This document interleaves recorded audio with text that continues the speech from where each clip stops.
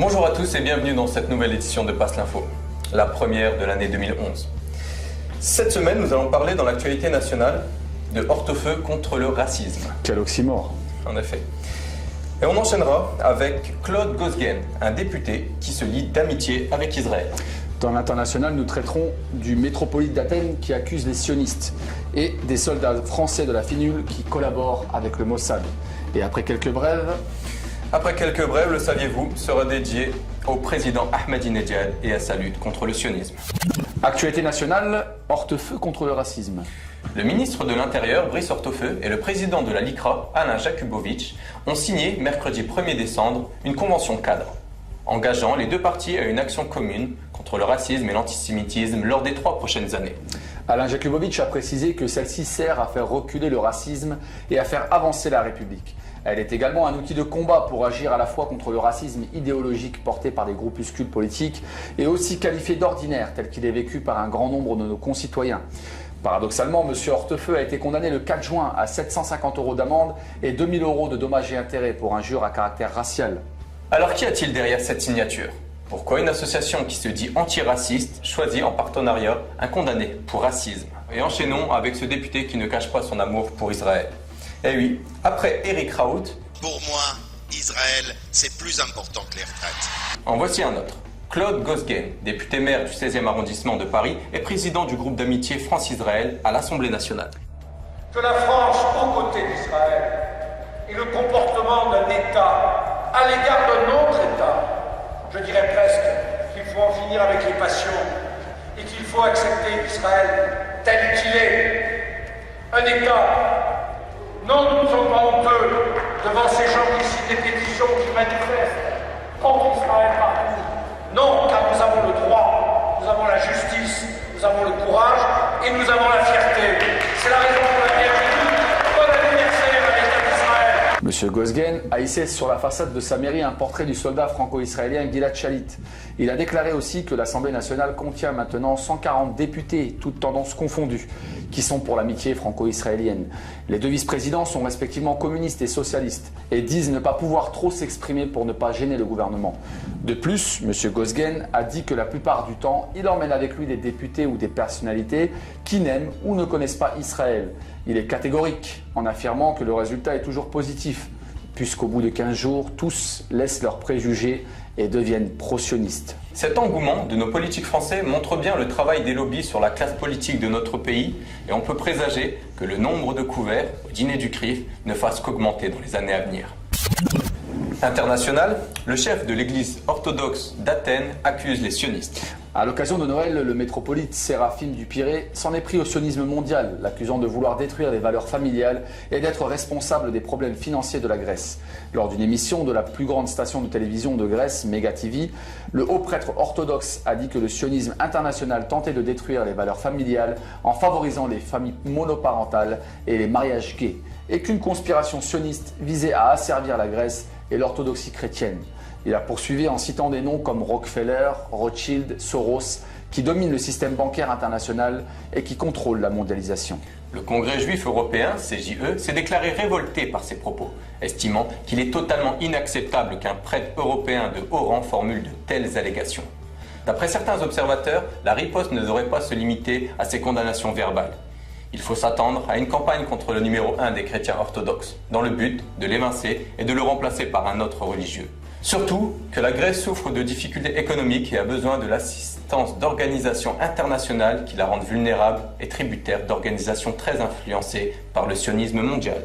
Et un autre exemple de l'influence du sionisme, les soldats français de la FINUL collaborent avec le Mossad. Oui, en effet, le chef du parti Tawhid libanais, William Wahab, a révélé l'expulsion de 13 soldats français de la FINUL au sud Liban, pour collaboration avec les services de renseignement israéliens, le Mossad.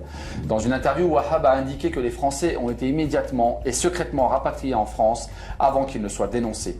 Parmi les soldats expulsés, 3 officiers ainsi que 10 soldats que le Mossad a recrutés pendant une visite touristique en Israël. Un chef politique druze a constaté que ce scandale révèle une fois de plus la réalité de ces soldats qui se déplacent au Liban, se disant opposés à l'idée selon laquelle la présence de la FINUL au sud est une nécessité et exprimant sa méfiance face à ces forces onusiennes. Quelques brèves, ultime provocation de la LDJ. Alors ce dimanche 26 décembre à 15h30 sur la place du Trocadéro, un collectif a organisé une manifestation de soutien aux victimes gazaouis afin de commémorer le second anniversaire du massacre perpétré durant l'opération connue sous le nom de plomb durci. Des activistes sionistes ont alors fait irruption en narguant et provoquant les manifestants. Et maintenant les dessous de Wikileaks. Alors Julian Assange, éditeur en chef et porte-parole de Wikileaks, a permis à la presse d'avoir le contrôle total des informations fournies par Wikileaks. Il a reproché aux grands journaux d'avoir trop d'intentions à l'égard d'Israël et terni Wikileaks. Et il nous livre 3700 messages diplomatiques de l'ambassade des États-Unis à Tel Aviv. Parmi ces messages, on trouve des documents couvrant un assassinat israélien et la raclée que l'État sioniste a reçue lors de sa dernière incursion au Liban. Raclée que continue de subir l'armée américaine avec un taux élevé de suicides. Le bilan du suicide chez les forces américaines en Irak et en Afghanistan en raison des problèmes psychiques s'est alourdi. Le rapport trimestriel du Congrès américain sur les suicides des militaires pendant et après leur service a rapporté que le nombre des militaires qui se sont suicidés en 2009 dépasse celui de ceux qui ont été tués dans des opérations militaires en Irak et en Afghanistan. La sénatrice de l'État de Washington, Patty Murray, critiquant le ministère des Vétérans pour avoir caché le vrai bilan, a révélé que le bilan des suicides chez les militaires en retraite des deux guerres en Afghanistan et en Irak s'élève annuellement à 12 000, alors que les morts au combat s'élèvent à 6 000. Le saviez-vous, le président Ahmadinejad est le sionisme. Selon les médias, le président iranien Mahmoud Ahmadinejad est un antisémite notoire qui ne pense qu'à posséder la bombe atomique afin de faire disparaître Israël. Cette propagande est directement dictée par Tel Aviv, car le président iranien est un des leaders de la cause antisioniste. Rappelons que le sionisme est une idéologie raciste et colonialiste par excellence qui légitime l'occupation illégale de la Palestine et son corollaire, sa colonisation par l'entité sioniste depuis plus de 60 ans. Cette injustice majeure est la source de l'instabilité du monde et particulièrement du Moyen-Orient. De plus, Israël agit comme le mercenaire et le cheval de Troie des États-Unis au Moyen-Orient. En tant qu'enfant et acteur de la révolution iranienne, le président Mahmoud Ahmadinejad s'inscrit pleinement dans le projet révolutionnaire et dans la ligne de l'ayatollah Khomeini, qui veut supprimer l'injustice en Palestine. On attribue faussement une phrase au président Ahmadinejad qui est répétée en boucle par les médias. Israël doit être rayé de la carte. Or, rien n'est plus faux, puisqu'il n'a jamais prononcé ces mots. Lors d'une conférence sur le sionisme, le président iranien a repris une citation de l'imam Khomeini, qui traduit mot à mot, et donc l'imam a dit que ce régime occupant Jérusalem doit disparaître de la page du temps. Ce qui est beaucoup plus poétique, mais la poésie, surtout quand elle est politique, n'est pas la tasse de thé de ceux qui dirigent l'opinion mondiale. Selon Marc-Édouard Nable, la falsification spectaculaire des citations est l'arme des minables qui grugent régulièrement les ignorants bernés. On voit donc bien qu'il n'y a ni le mot Israël, ni rayé, ni carte.